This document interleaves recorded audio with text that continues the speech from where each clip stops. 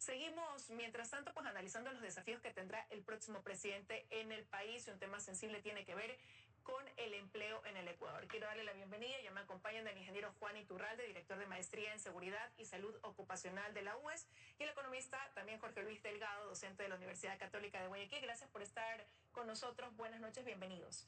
Quiero empezar con usted, ingeniero, ¿no? Ya decíamos, la segunda preocupación para los ecuatorianos tiene que ver con la falta de empleo, la necesidad de tener un empleo adecuado. Un 70,6% de los desempleados, según cifras oficiales, están en un rango menor a 35 años. En el 2024 pues se perdieron 249.000 empleos, también dicen las cifras oficiales, y eso se va a complicar incluso si consideramos la política migratoria ahora del presidente Donald Trump. ¿Qué medidas tendrá que implementar el próximo presidente para contener el aumento del desempleo en el país? Efectivamente, Liz, muchas gracias por la invitación. El 70,6% de los jóvenes entre 15 y 34 años se encuentran actualmente en desempleo. Se ha logrado avances referente a temas tributarios en cuanto y tanto de la contratación juvenil, no solamente en ese sentido, sino también hacia la contratación de mujeres. Pero realmente el problema no radica en estos incentivos tributarios. El problema radica en que en general no existe empleo, por lo cual también es afectado este grupo de la población. Y la única manera, ¿sí?, que existe de aumentar empleo total es a través de una mayor inversión productiva. Sin embargo, no solamente la inversión productiva es una solución, pues también habría que trabajar de la mano con temas de seguridad jurídica, fiscal, reducción de trámites excesivos y la mejora de competitividad económica es lo que podría aportar. Pero economista, pero ¿cómo lograr quizás una mayor producción, una mayor inversión productiva en el país cuando hay una contracción del Producto Interno Bruto, cuando hay falta de seguridad jurídica, cuando también ese sector privado se ve muchas veces con la dificultad de convertirse en un agente generador de empleo, incluso pese a los incentivos que por ley se puedan ofrecer o dar para evitar esta escalada, que aumente esta escalada de desempleo en el país? Esta relación de haber perdido 249.000 empleos adecuados en el 2024 aumentó en relación a lo que se perdió en el 2023. Es una cifra que va más bien en aumento, ¿no? Sí, lamentablemente esto es un problema que lo hemos considerado desde hace muchísimo tiempo, sobre todo pues especificando lo que tiene que ver con el empleo juvenil. También el desempleo pues actualmente se encuentra en las últimas cifras pues en una cifra considerablemente alta. Pero no hay que verlo específicamente solo con respecto a Ecuador, ¿no? Muchos pues lo vemos a razón temporal y vemos ese decrecimiento que tiene Ecuador a nivel de empleo. Sin embargo, justamente también por el decrecimiento que existe a manera de la economía, pero también podemos observar que en la región, en toda América Latina, también tenemos hasta tasas de desempleo muchísimo más altas, y también esto no solo pues afecta a la población en general, sino también al desempleo juvenil. Entonces no podemos decir pues específicamente Ecuador, ¿no? Claro está de que este decrecimiento ha ido impactando específicamente pues a Ecuador por motivo de los apagones, también por el decrecimiento previo a los apagones, a lo que nosotros teníamos, y pues hoy por hoy tenemos un decrecimiento de la economía del 1,5%. Ahora, ¿cómo se puede incentivar o cómo se puede mejorar un poco esta situación?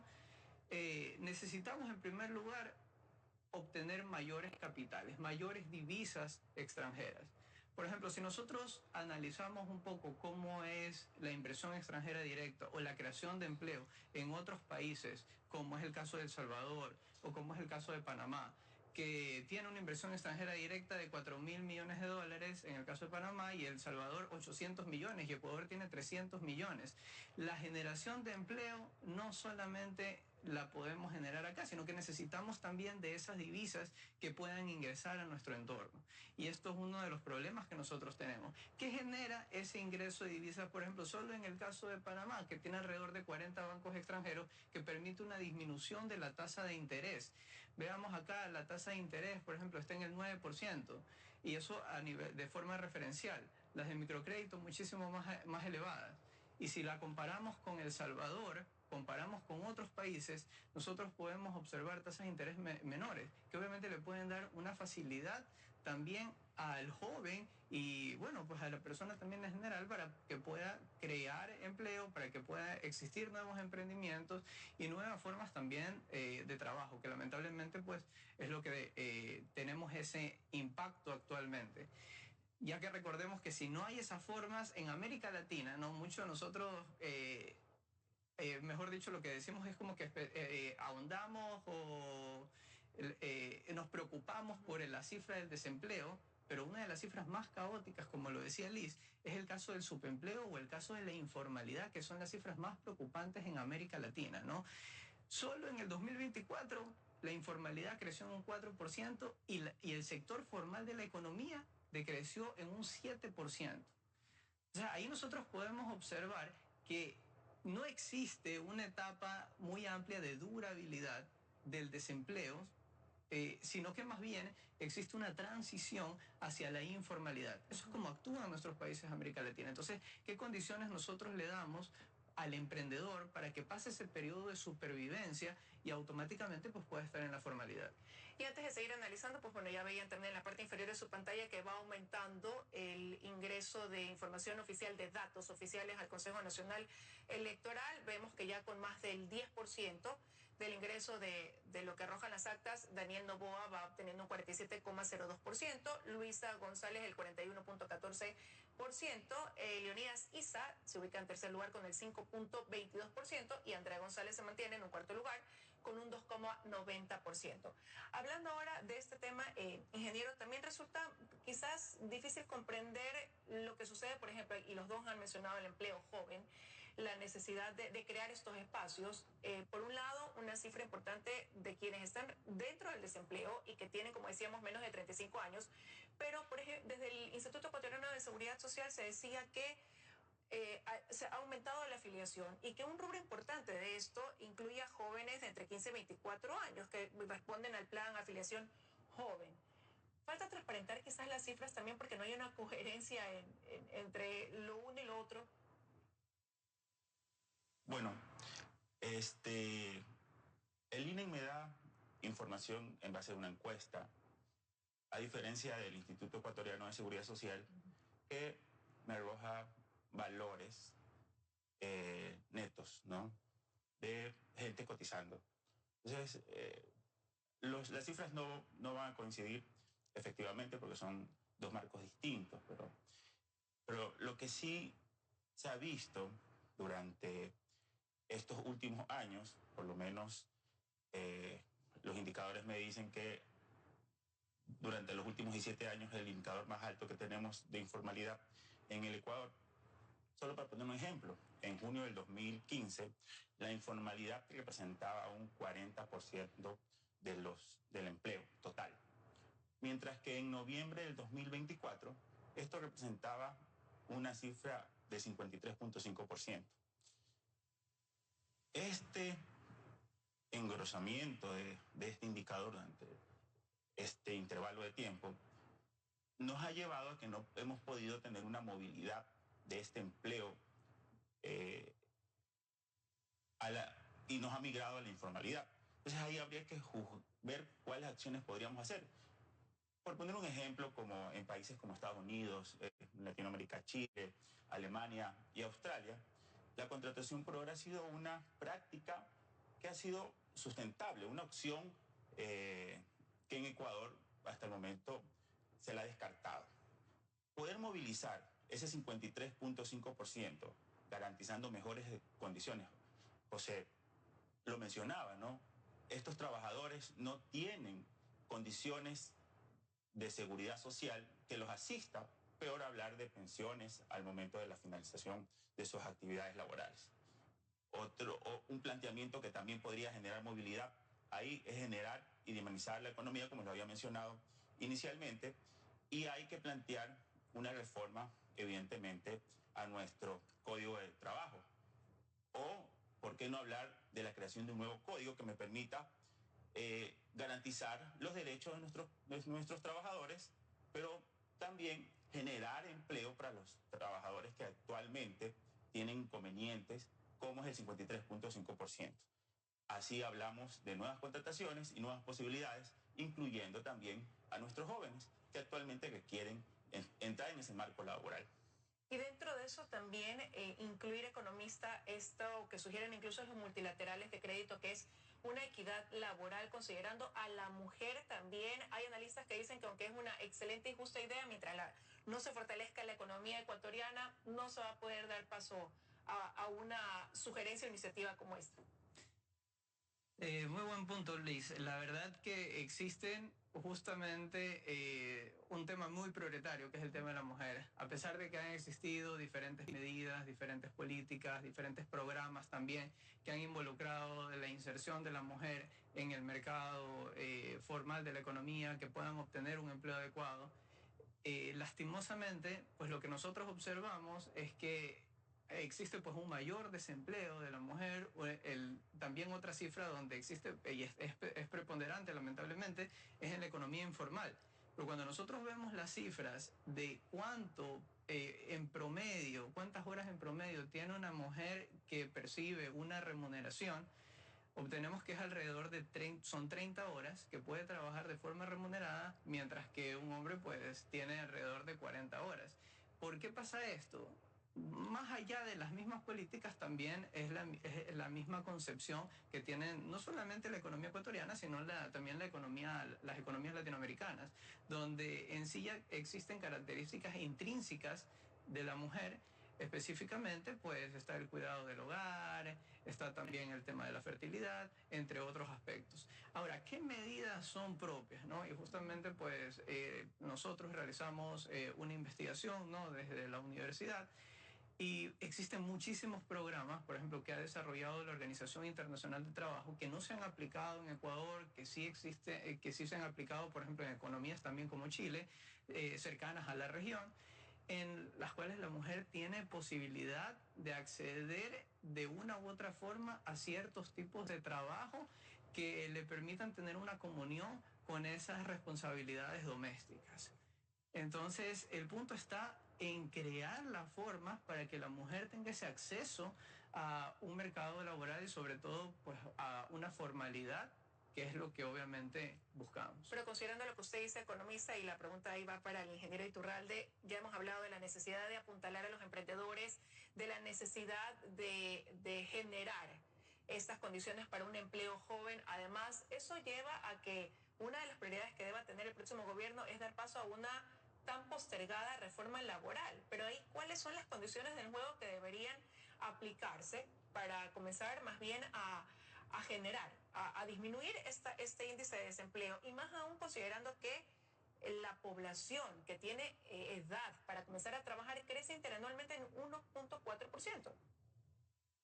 Por supuesto, hay que dejar de satanizar que la regresión, va a existir algún tipo de regresión de derechos, ¿no?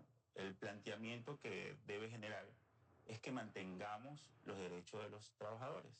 A los actuales trabajadores, garantizarle, porque no puede hablarse de una retroactividad en la ley.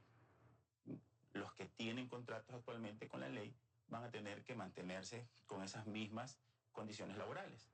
Y por eso se plantea, y me ratifico en el tema, el planteamiento es poder generar, o ya sea una reforma al código actual, a la ley actual, o generar una nueva. No podemos continuar con estas cifras donde vemos que nuestros jóvenes son el 70% de la población afectada. Pues esto no solamente es un indicador donde puedes ver que los jóvenes están siendo afectados por el tema laboral. Esto ha generado que el estancamiento económico cause migración. Y por poner el análisis de los 3 últimos años. En el 2021 hubo 82.000 salidas netas de ecuatorianos. El 2022 hubo 114.000 salidas netas y el 2023 121.000 salidas netas, y se habla que el 2024 podría ser aproximadamente unos 100.000 salidas netas. más de 400.000 salidas netas de ecuatorianos a causa de este desencanto con el tema laboral en Ecuador. Pero sin embargo, dentro de las propuestas economistas, muy pocos hablaron quizás de dar paso a una reforma laboral. Si consideramos quiénes van pues liderando o quienes están dentro de esta polarización, que es un hito histórico en estas elecciones, por ejemplo, el actual presidente y candidato Daniel Noboa, él hablaba de la necesidad de formalizar los empleos, pero seguía también mencionando que para eso se daría paso a accesos a incentivos que puedan tener los empresarios, el sector privado, incentivos fiscales, pero es una fórmula que ya se ha venido aplicando. Recordemos que tuvo una ley que se aprobó en el 2023, otra que tuvo un alcance ya con el 2024, donde precisamente se daban estos créditos tributarios. Es una fórmula que realmente funciona. En realidad, lo curioso es que desde el punto de vista de la política laboral, una mínima acción efectiva en la política laboral debería afectar en el corto y en el largo plazo, ¿no? Vemos justamente pues estas cifras del desempleo, del subempleo, del empleo adecuado, del sector informal, que no cambian significativamente alrededor de los años. Estamos hablando de forma porcentual, quizás en su distributivo se ven un poquito más afectadas, pero en sí pues se mantienen entre un rango del 30% con el empleo adecuado. También tenemos el desempleo entre el 4 o 6% normalmente, y así sucesivamente el subempleo 24, 20, 24%.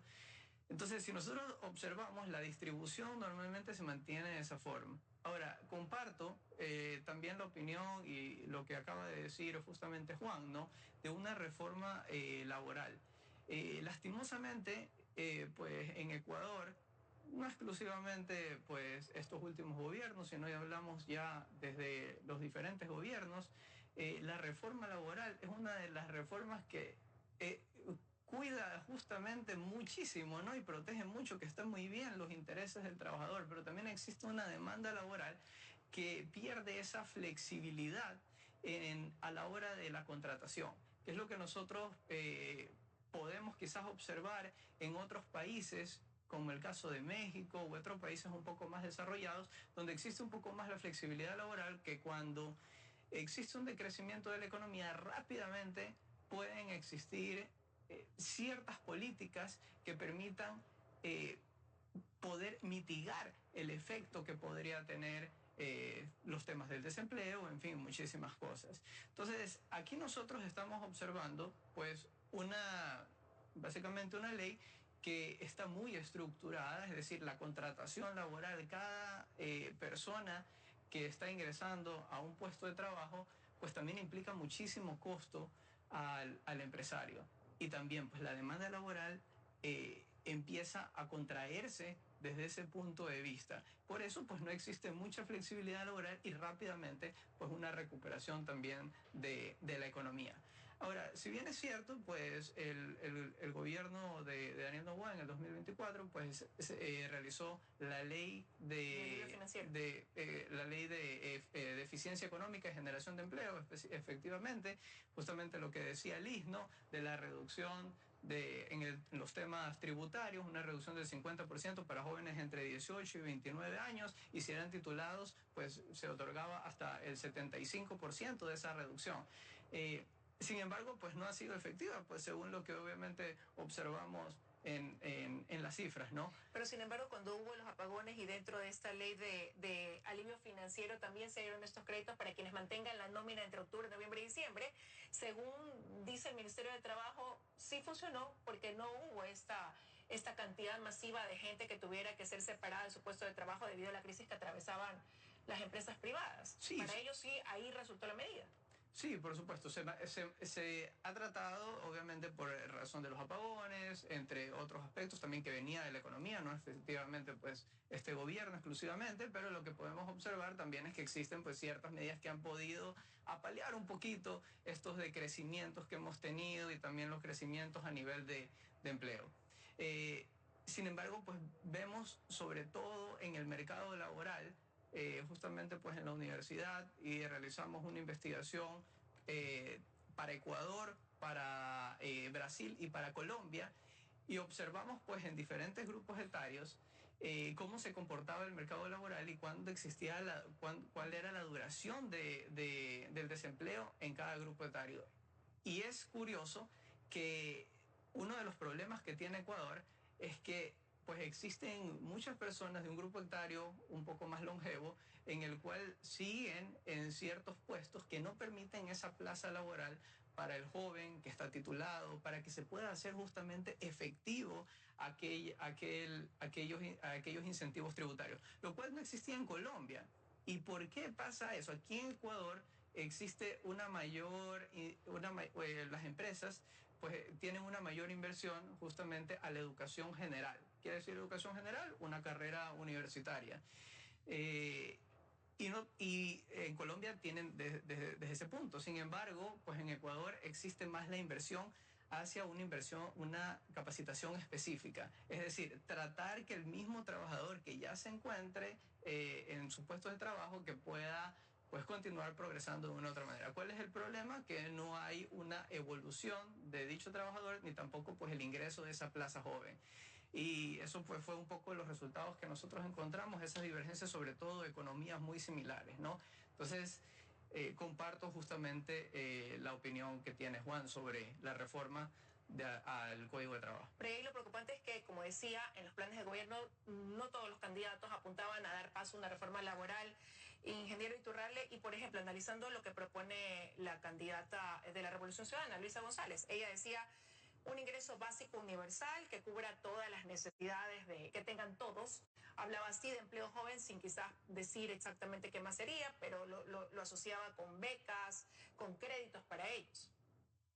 Bueno, en tiempos de campaña las ofertas sobran, pues cómo lograr que esto sea efectivo y sostenible es realmente importante, pues, ¿no?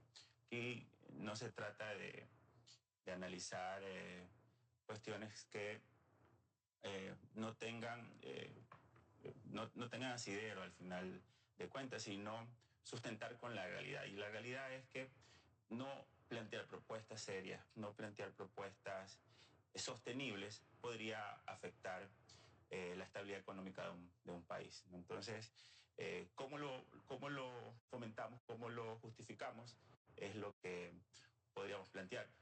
Y podemos analizar incluso los intentos que hubo del gobierno actual, ¿no?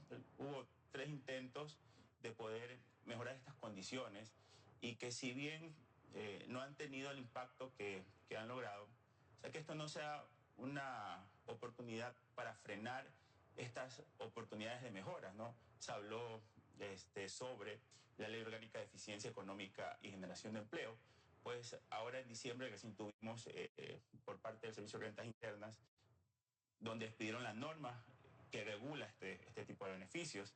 En diciembre del 2024 también tuvimos la Ley Orgánica para el Alivio Financiero, donde también se planteaba algunos hitos referentes a fomentar la estabilidad laboral,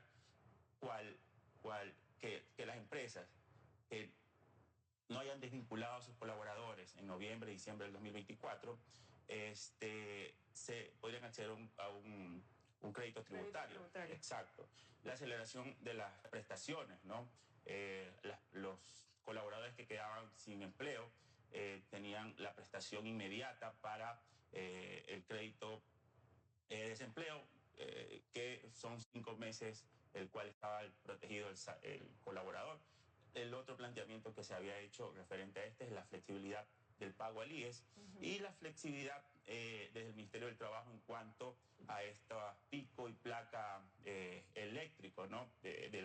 Donde realmente se sintió que no hubo una acogida porque tuvo mucha rigidez, no se ajustaba a las realidades de los sectores, pues, ¿no?